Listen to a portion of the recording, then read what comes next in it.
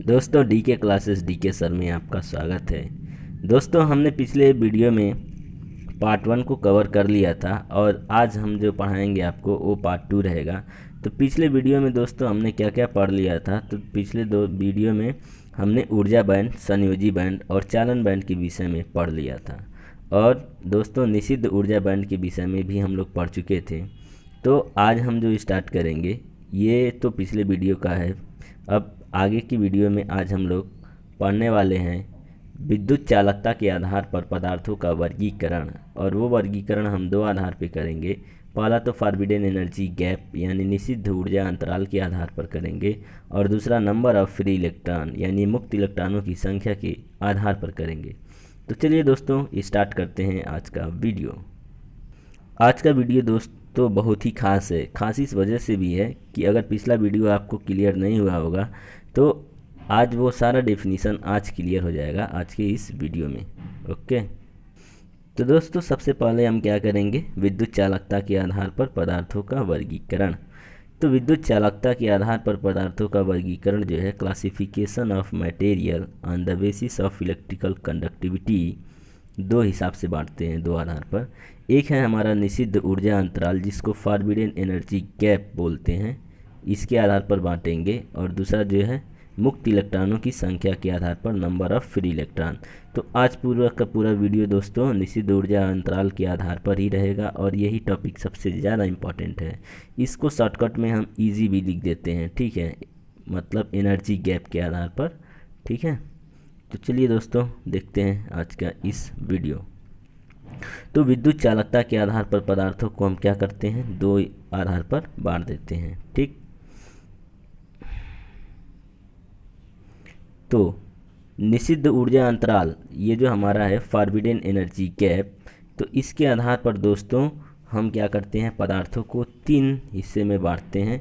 एक हमारा चालक होता है, दूसरा अर्धचालक होता है, ठीक है, चालक, अचालक और अर्धचालक। क्या करते हैं, तीन हिस्से में बांट देते हैं। एक को इंग्लिश में कंडक्टर, दूसरे को इंसुलेटर और सेमीकंडक्टर नाम से जानते हैं।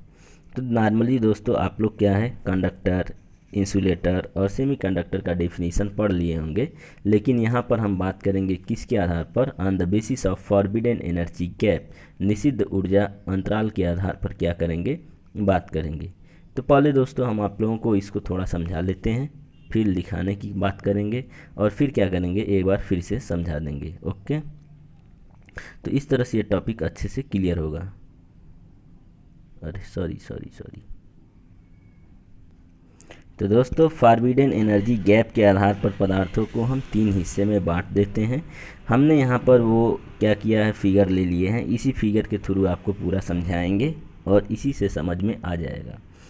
दोस्तों हमारे पास तीन मटेरियल है, एक है इंसुलेटर, दूसरा है सेमीकंडक्टर और तीसरा है कंडक्टर यानी अचालक, अर्धचालक और चालक, ठीक है।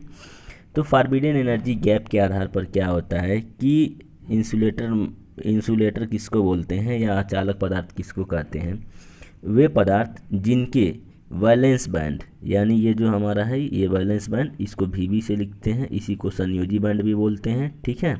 वैलेंस बैंड और कंडक्शन बैंड, ये ऊपर वाला जो बैंड है हमारा ये कंडक्शन बैंड है जिसको हिंदी में हम चालन बैंड बोलते हैं, शॉर्टकट में इसको CB लिखते हैं, ठीक है। तो इंसुलेटिंग मटेरियल या अचालक पदार्थ क्या होता है, वह पदार्थ होता है जिसके वैलेंस बैंड और कंडक्शन बैंड, ठीक है, वैलेंस बैंड और कंडक्शन बैंड, इन दोनों के बीच में फॉरबिडन एनर्जी गैप जो होती है अगर वो 4 इलेक्ट्रॉन वोल्ट से अधिक हो, क्या बोल रहे हैं, 4 इलेक्ट्रॉन वोल्ट से अधिक, 4 इलेक्ट्रॉन वोल्ट से क्या हो, अधिक हो, तो ऐसे पदार्थ को हम क्या बोलते हैं, इंसुलेटिंग मटेरियल या इंसुलेटर बोलते हैं, ठीक है। क्या याद रखना है दोस्तों कि इंसुलेटिंग मटेरियल कौन होता है, तो जिनके वैलेंस बैंड और कंडक्शन बैंड यानी संयोजी बैंड और चालन बैंड, इन दोनों के बीच का फॉरबिडन एनर्जी गैप कितना हो, 4 इलेक्ट्रॉन वोल्ट से अधिक हो। कहीं कहीं 5 इलेक्ट्रॉन वोल्ट से भी अधिक लिखा रहता है, तो दोस्तों कोई बात नहीं, 4 से अधिक का मतलब 5 से हो जाएगा, ठीक है। तो ऐसे पदार्थ को क्या बोलेंगे, हम इंसुलेटर बोलेंगे। और इसका एग्जाम्पल दोस्तों आप लोग जानते होंगे, पेपर है, अब्रक है, रबड़ है, लकड़ी है, प्लास्टिक है, ये सब क्या हैं, इंसुलेटिंग मटेरियल के एग्जाम्पल हैं, ठीक है दोस्तों। तो दोस्तों हम फॉरबिडन एनर्जी गैप के आधार पर इस चीज़ को समझ पा रहे हैं, ठीक। वैलेंस बैंड और कौन सा है, कंडक्शन बैंड, इनके बीच में फॉरबिडन एनर्जी गैप कितनी होती है, तो 4 इलेक्ट्रॉन वोल्ट से अधिक होती है, मतलब बहुत उच्च ऊर्जा देने की ज़रूरत पड़ती है। जैसे क्या है कि ये जो वैलेंस बैंड के इलेक्ट्रॉन हैं, ठीक है, यहाँ में जो वैलेंस बैंड के ये इलेक्ट्रॉन हैं, ये इलेक्ट्रॉन कमरे के तापमान पर अपना ये वैलेंस बैंड से निकल करके कंडक्शन बैंड में नहीं पहुंच पाते हैं, ठीक है, जिस कारण से अचालक या कुचालक पदार्थ होता है जो इंसुलेटिंग मटेरियल होता है, इसमें कंडक्टिविटी रूम टेम्परेचर पे नहीं हो पाती है, ठीक है। और इसको क्या करना है, अगर हमको इस इलेक्ट्रॉन को वैलेंस बैंड से निकाल करके कंडक्शन बैंड में भेजना है तो इसके लिए बहुत ज़्यादा ऊर्जा की ज़रूरत पड़ती है, और वो एनर्जी कितनी होती है, तो वो 4 इलेक्ट्रॉन वोल्ट से अधिक की होती है, ठीक है। इसी कारण से इसको क्या बोलते हैं, अचालक बोलते हैं, ठीक है दोस्तों। दूसरे डेफिनेशंस पे चलते हैं। ये है हमारा सेमीकंडक्टर, ठीक है। सेमीकंडक्टर में क्या होता है कि इसमें भी जो हमारा वैलेंस बैंड है और कंडक्शन बैंड, तो ऊर्जा बैंड थ्योरी क्या बोलती है कि ऐसे पदार्थ जिनके वैलेंस बैंड और कंडक्शन बैंड इनके बीच में जो फॉरबिडन एनर्जी गैप होती है वो बहुत ही कम होती है, लगभग 1 इलेक्ट्रॉन वोल्ट की होती है। कितनी होती है, 1 इलेक्ट्रॉन वोल्ट की होती है। देखिए, अगर वैलेंस बैंड मतलब संयोजी बैंड और कंडक्शन बैंड इन दोनों के बीच में फॉरबिडन एनर्जी गैप कितनी हो जाए, 1 इलेक्ट्रॉन वोल्ट की हो, कितनी हो, 1 इलेक्ट्रॉन वोल्ट की हो, 1 इलेक्ट्रॉन वोल्ट, ईवी का मतलब इलेक्ट्रॉन वोल्ट है, ठीक है, तो उसे हम क्या कहेंगे, अर्धचालक पदार्थ कहते हैं, ठीक है। मतलब संयोजी बैंड और चालन बैंड इन दोनों के बीच में फॉरबिडन एनर्जी गैप क्या होती है, बहुत ही कम होती है, ठीक है। इसको क्या बोलते हैं हम, अर्धचालक पदार्थ कहते हैं, ठीक। अब रूम टेम्परेचर पे हो सकता है कि वैलेंस बैंड का एक आध इलेक्ट्रॉन जो है कंडक्शन बैंड में पहुंच जाए और वहाँ पे वो चालन करे, ठीक है। देखिए, वैलेंस बैंड में जो इलेक्ट्रॉन है वो फ्री इलेक्ट्रॉन नहीं है। कोई इलेक्ट्रॉन तब तक फ्री इलेक्ट्रॉन नहीं कहा जा सकता जब तक कि वो वैलेंस बैंड को छोड़ करके कंडक्शन बैंड में ना पहुंच जाए, ठीक है। जब कंडक्शन बैंड में पहुंच जाता है वहीं पे क्या करता है, इलेक्ट्रॉन अपना फ्री मूवमेंट करता है, जिसकी वजह से करंट का फ्लो होता है, ठीक है दोस्तों। तो ये आपको सेमीकंडक्टर भी समझ आ गया होगा कि वह पदार्थ जिसके वैलेंस बैंड मतलब संयोजी बैंड और चालन बैंड यानी कंडक्शन बैंड इन दोनों के बीच में फॉरबिडन एनर्जी गैप कितनी होती है, 1 इलेक्ट्रॉन वोल्ट की होती है, उसको हम बोलते हैं क्या, सेमीकंडक्टर या अर्धचालक। तीसरा हमारे पास क्या है, कंडक्टर है, क्या है, कंडक्टर है, चालक है। तो एनर्जी बैंड डायग्राम के हिसाब से या निषिद्ध ये ऊर्जा जो थ्योरी है ये क्या बोलता है, ये कहता है कि चालक पदार्थ या कंडक्टर उसे कहते हैं जिसका वैलेंस बैंड और कंडक्शन बैंड दोनों एक दूसरे के ऊपर क्या हो, ओवरलैप्ड हो, ठीक है। एनर्जी बैंड थ्योरी के हिसाब से चालक पदार्थ क्या होता है, वह होता है जिसका संयोजी बैंड और चालन बैंड, जिसको इंग्लिश में वैलेंस बैंड और कंडक्शन बैंड बोलते हैं, वैलेंस बैंड और कंडक्शन बैंड अगर एक दूसरे के ऊपर क्या हों, ओवरलैप्ड हों, या एक दूसरे को अध्यारोपित किए हों, या एक दूसरे को क्या किए हों, ढके हुए हों, तो ऐसे पदार्थ को क्या बोलते हैं, हम चालक पदार्थ बोलते हैं, कंडक्टर बोलते हैं, ठीक है। मतलब अब इसके बीच में फॉरबिडन एनर्जी गैप कितनी है, तो फॉरबिडन एनर्जी गैप है ही नहीं, क्या है, नगण्य है, या कहें जीरो है या शून्य है, नगण्य है, मतलब कुछ भी गैप नहीं है। क्यों, क्योंकि इसका वैलेंस बैंड कंडक्शन बैंड के अंदर एंट्री कर गया है और कंडक्शन बैंड वैलेंस बैंड के अंदर आ गया है। इस प्रकार से जो हमारा कंडक्टर मटेरियल होता है उसकी फॉरबिडन एनर्जी गैप क्या होती है, जीरो होती है। ओके दोस्तों, तो जहाँ तक हमें उम्मीद है कि आप लोगों को ये नॉर्मल सा डेफिनेशन समझ आ गया होगा। चलिए आपको इसको विस्तृत रूप से दिखाते हैं आगे के लेक्चर में। इसी से रिलेटेड दोस्तों इस फिगर को भी आप लोग देख लीजिए, यहाँ से भी बहुत अच्छा क्लियर हो जाएगा। हाँ, ये हमारा इंसुलेटर है, ये वैलेंस बैंड है, ऊपर में कंडक्शन बैंड है, इनके बीच में फॉरबिडन एनर्जी गैप क्या है, ज़्यादा है, तो क्या हो गया इंसुलेटर। सेमीकंडक्टर में यहाँ वैलेंस बैंड है, ऊपर में कंडक्शन बैंड है, इनके बीच में फॉरबिडन एनर्जी गैप क्या है, कम है, तो ये सेमीकंडक्टर हो गया। और कंडक्टर में क्या है, नीचे का वैलेंस बैंड, ऊपर का कंडक्शन बैंड, दोनों एक दूसरे को, ये देखिए दोस्तों कितना अच्छा दिखाया है। ये जो एरिया है ये कंडक्शन बैंड और वैलेंस बैंड दोनों को एक दूसरे के ऊपर ओवरलैपिंग को शो किया हुआ है। ठीक है, चलिए मैं इसको अपने हिसाब से एक बार ड्रॉ करके दिखा देता हूँ। सपोज दोस्तों वैलेंस बैंड को हम लोग दिखाते हैं रेड कलर से। ठीक है, सपोज करिए ये सारा हिस्सा क्या है, वैलेंस बैंड का है। ठीक है, यहाँ तक मैं रंग देता हूँ। ये वाला एरिया क्या है, वैलेंस बैंड का। ठीक है, ये हिस्सा पूरा क्या है, वैलेंस बैंड हो गया। ठीक, इसी तरह से कंडक्शन बैंड, इसको हम ग्रीन कलर से दिखाते हैं। ठीक है, अब देखिए अगर ये वैलेंस बैंड का हिस्सा हो और कंडक्शन बैंड का हिस्सा यहाँ से हम खींच रहे हैं। ठीक है, ये हिस्सा क्या है, कंडक्शन बैंड का। ठीक, तो अब देखिए कुछ ऐसे हिस्से हैं इसमें, ये ब्लू कलर से खींच के दिखाते हैं। अब देखिए ये हिस्सा जिसमें रेड और ग्रीन दोनों कलर है, मतलब ये क्या हो गया, वैलेंस बैंड वाला कंडक्शन बैंड में एंट्री कर गया और कंडक्शन बैंड वाला जो है वो वैलेंस बैंड में आ गया। इस तरह से ये क्या हो गया, एक दूसरे के ऊपर ओवरलैप हो गया, या कहीं ये एक दूसरे को ढक लिए। ठीक है, तो कंडक्टर जो होता है इसमें वैलेंस बैंड और कंडक्शन बैंड एक दूसरे को ओवरलैप कर देते हैं, या कहें तो ढक लेते हैं। ओके दोस्तों,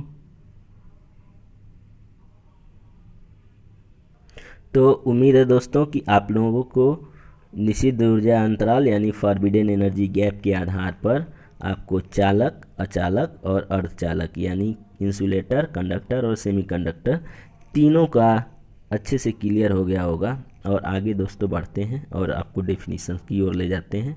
ठीक है, ताकि आप लोग कुछ ना कुछ डेफिनीशन को भी नोट कर लिया करें। तो दोस्तों सबसे पहला हमारा जो डेफिनीशन है यहाँ में, ये है अचालक पदार्थ। ठीक है, ये भी ब्लू कलर से ही हम खींच दे रहे हैं, कलर को चेंज कर लेते हैं। ये है अचालक पदार्थ की डेफिनीशन है। ठीक है, तो देखिए दोस्तों क्या है, ऊर्जा बैंड सिद्धांत के अनुसार अचालक पदार्थ वे होते हैं जिनके संयोजी बैंड और चालन बैंड के बीच में निषिद्ध ऊर्जा अंतराल 4 इलेक्ट्रॉन वोल्ट से अधिक हो। ठीक है दोस्तों, अभी अभी आपको क्या किए हैं, समझाए हैं इस बात को। हाँ, तो दोस्तों आपको ये डेफिनीशन क्लियर हो गया होगा। हाँ, ये डेफिनीशन आपको बिल्कुल क्लियर हो गया होगा। ठीक है, तो क्या बोल रहा है कि ऊर्जा बैंड सिद्धांत के अनुसार अचालक पदार्थ वे होते हैं जिनके संयोजी बैंड और चालन बैंड, संयोजी बैंड मतलब वैलेंस बैंड, चालन बैंड मतलब कंडक्शन बैंड, इनके बीच में फॉरबिडन एनर्जी गैप कितनी होती है, 4 इलेक्ट्रॉन वोल्ट से अधिक हो। ठीक है दोस्तों, तो ये फॉरबिडन एनर्जी गैप कितनी है, 4 इलेक्ट्रॉन वोल्ट से अधिक है, इसलिए ये पदार्थ क्या हो गया, हमारा अचालक पदार्थ हो गया। ठीक है, इसी को अचालक या कुचालक बोलते हैं। ओके, आगे बढ़ते हैं नेक्स्ट।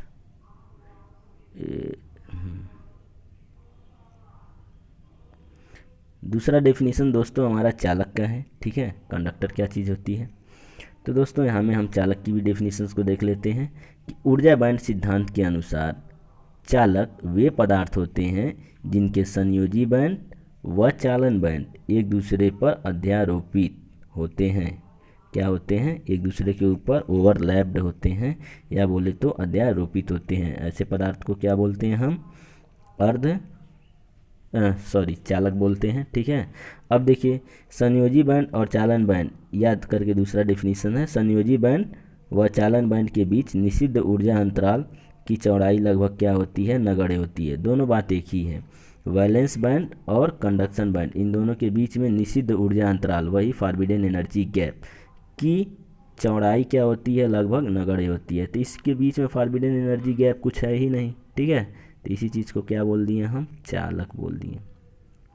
ओके दोस्तों, सेम डेफिनेशन वही है। ठीक है, ऊर्जा बैंड धारणा के अनुसार चालक का ही वे पदार्थ जिनके संयोजी बैंड और चालन बैंड एक दूसरे के ऊपर क्या होते हैं, ओवरलैप्ड होते हैं। ठीक है, ओवरलैप्ड होते हैं, या कहें ढके हुए होते हैं, या कहें एक दूसरे के ऊपर क्या होते हैं, आच्छादित होते हैं। ऐसे पदार्थों को हम क्या बोलते हैं दोस्तों, चालक पदार्थ कहते हैं। ठीक है, और संयोजी बैंड व चालन बैंड के बीच में क्या होती है, निषिद्ध ऊर्जा अंतराल की चौड़ाई लगभग नगण्य होती है। ओके, चलिए दोस्तों आगे की तरफ बढ़ते हैं।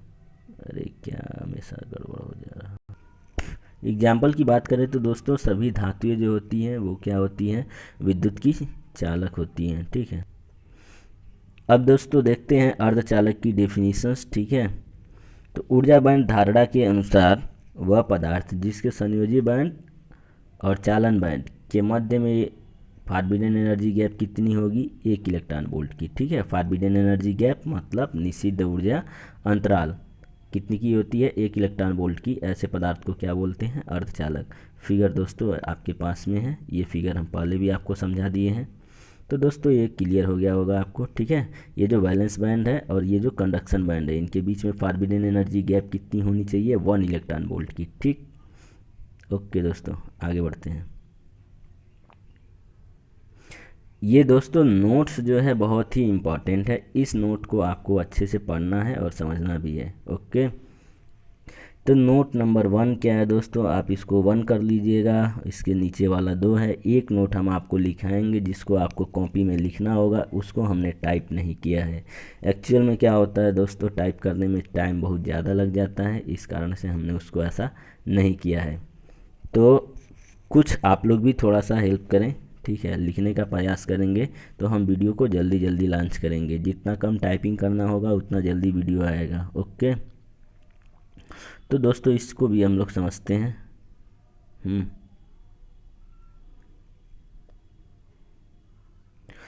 तो नोट नंबर 1 क्या है, ये जो हमारा अर्धचालक है, इस प्रकार के पदार्थों में संयोजी इलेक्ट्रॉन को चालन बैंड में पहुंचाने के लिए कुचालक पदार्थ से कम तथा चालक पदार्थ से अधिक ऊर्जा की क्या होती है, आवश्यकता होती है। इसीलिए इस पदार्थ को अर्धचालक पदार्थ कहते हैं। ये नोट दोस्तों अच्छे से पढ़िए, समझिए क्या कहना चाह रहा है। कहने का मतलब ये है, जो हमारा अर्धचालक पदार्थ होता है उसमें जो हमारा कुचालक या बोले अचालक पदार्थ है उसकी तुलना में हमें कम ऊर्जा देने की ज़रूरत पड़ती है। ठीक है, जैसे अगर हमको अचालक पदार्थ के वैलेंस बैंड के इलेक्ट्रॉन को निकाल करके कंडक्शन बैंड में पहुंचाना हो तो उसके लिए 4 इलेक्ट्रॉन वोल्ट से अधिक ऊर्जा देने की ज़रूरत पड़ेगी। ठीक, लेकिन अगर अर्धचालक पदार्थ के अंदर हमें क्या करना हो, वैलेंस बैंड के इलेक्ट्रॉन को निकाल के कंडक्शन बैंड में पहुंचाना हो तो लगभग वही 1.5 इलेक्ट्रॉन या 1 इलेक्ट्रॉन वोल्ट से अधिक, तो 1 इलेक्ट्रॉन से ज़्यादा 1 इलेक्ट्रॉन वोल्ट से अधिक ऊर्जा देने की ज़रूरत पड़ेगी। मतलब अचालक पदार्थ से कम देने की ज़रूरत पड़ रही है। और चालक पदार्थ से क्या है, ज़्यादा। चालक पदार्थ से ज़्यादा ऊर्जा देने का मतलब क्या है, चालक पदार्थ के अंदर तो कोई एनर्जी नहीं देंगे तब भी रूम टेम्परेचर पर वैलेंस बैंड का इलेक्ट्रॉन निकल के कहाँ पहुँच जाएगा, कंडक्शन बैंड में। तो इसीलिए दोस्तों इसमें क्या लिखा हुआ है, लिखा हुआ ये है कि इस प्रकार के पदार्थों में संयोजी इलेक्ट्रॉन को चालन बैंड में पहुंचाने के लिए कुचालक पदार्थ से कम तथा चालक पदार्थ से अधिक ऊर्जा की आवश्यकता होती है। ठीक है, तो चालक में तो कोई एनर्जी ही नहीं दी जा रही, तो इसमें तो 1 इलेक्ट्रॉन वोल्ट की दी जा रही ना, किस में, अर्धचालक में। इस कारण से ये क्या हो गया, चालक पदार्थ से अधिक ऊर्जा की ज़रूरत और अचालक पदार्थ से कम ऊर्जा की ज़रूरत पड़ती है। ठीक है, अब दूसरा जो दोस्तों ये हमारा है, ये भी नोट्स बहुत ही इंपॉर्टेंट है। एट रूम टेम्परेचर, ये कंपटीशन में बहुत क्वेश्चन आता है यहाँ से। रूम टेम्परेचर पर जो निषिद्ध ऊर्जा अंतराल या फॉरबिडन एनर्जी गैप होती है, किसके लिए, जर्मेनियम के लिए। तो जर्मेनियम के लिए रूम टेम्परेचर पर फॉरबिडन एनर्जी गैप की वैल्यू कितनी होती है, 0.75 इलेक्ट्रॉन वोल्ट।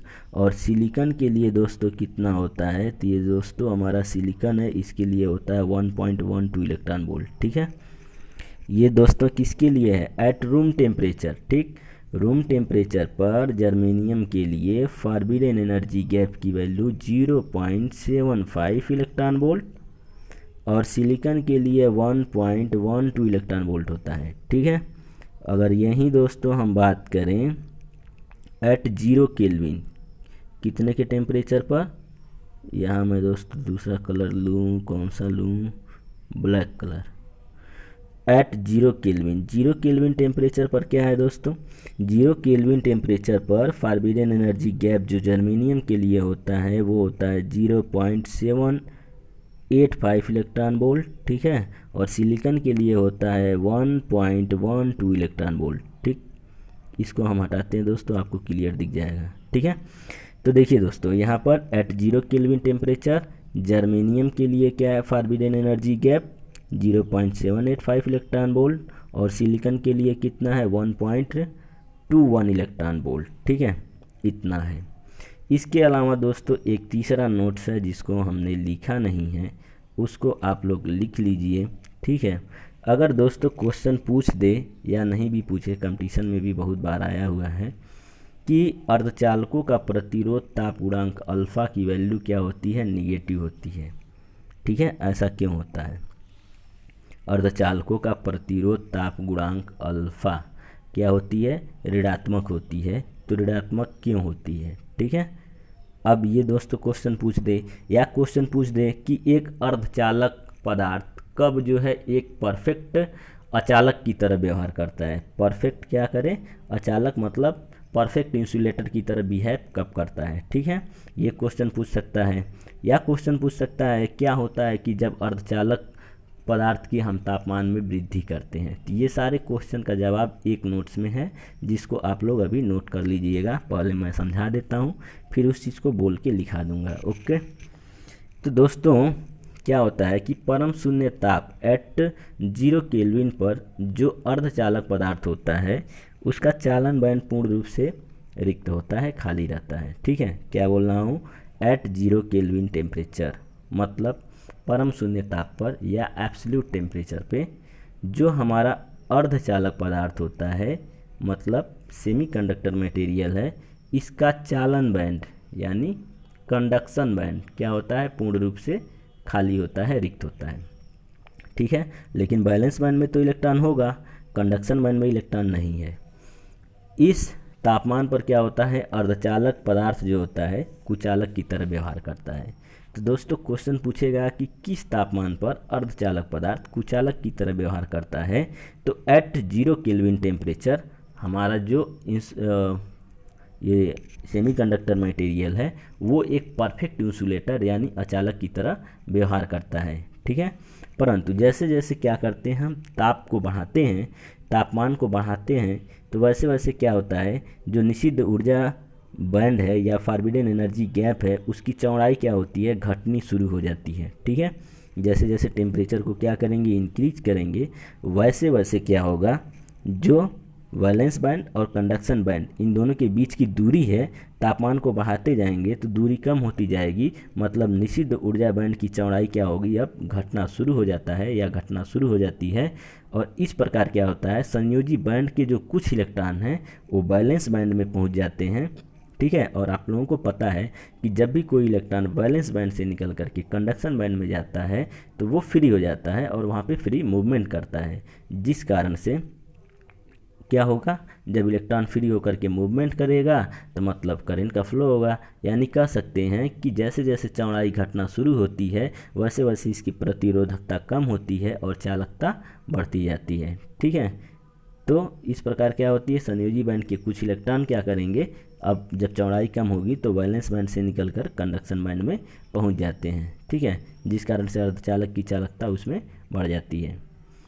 या हम कह सकते हैं इसी चीज़ को दूसरे शब्द में ये बोल सकते हैं कि जब तापमान बढ़ाए हैं तो तापमान के बढ़ाने की वजह से ही उसकी क्या हुई है, वैलेंस बैंड और कंडक्शन बैंड ये दोनों के बीच की जो चौड़ाई है मतलब फॉरबिडन एनर्जी गैप है वो कम हुई है, ठीक। इसको हम एक लाइन में अगर बोलना चाहें तो क्या कर सकते हैं कि अर्धचालक की जो चालकता होती है तापमान के बढ़ाने पर बढ़ती है, ठीक है। इस कारण से ही अर्धचालकों का प्रतिरोध ताप गुणांक अल्फा ऋणात्मक होती है। दोस्तों एक शब्द बार बार आ रहा है, प्रतिरोध ताप गुणांक। आप लोग को इसकी परिभाषा बताना है। प्रतिरोध ताप गुणांक यानी अल्फा की डेफिनेशंस को कमेंट बॉक्स में लिख करके बताएं, ठीक है। और ये भी बताएं कि कंडक्टर के लिए प्रतिरोध ताप गुणांक अल्फा क्या होता है, इंसुलेटर के लिए क्या होता है, सेमीकंडक्टर के लिए क्या होता है, ठीक है।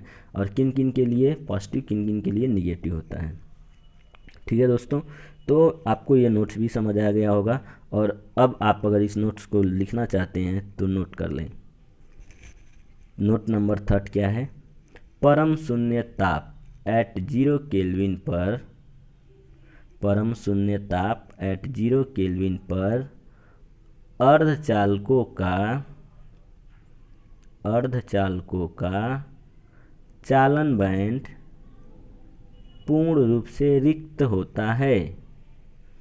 परम शून्य ताप एट 0 केल्विन पर अर्धचालक का चालन बैंड पूर्ण रूप से रिक्त होता है। अतः इस ताप पर एक अर्धचालक कुचालक की भांति व्यवहार करता है। अतः इस ताप पर एक अर्धचालक कुचालक की भांति व्यवहार करता है। ठीक है, इसके आगे, परंतु ताप बढ़ने पर निषिद्ध ऊर्जा बैंड की चौड़ाई घटनी शुरू हो जाती है। परंतु ताप बढ़ने पर निषिद्ध ऊर्जा बैंड, जिसको फॉरबिडन एनर्जी गैप बोलते हैं, परंतु ताप बढ़ने पर निषिद्ध ऊर्जा बैंड की चौड़ाई घटनी शुरू हो जाती है। इस प्रकार संयोजी बैंड के कुछ इलेक्ट्रॉन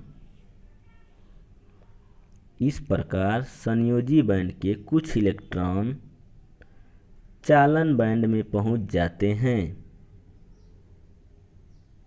इस प्रकार संयोजी बैंड के कुछ इलेक्ट्रॉन चालन बैंड में पहुंच जाते हैं, जिससे अर्धचालक की चालकता बढ़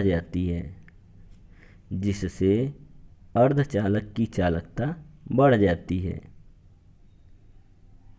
या दूसरे शब्दों में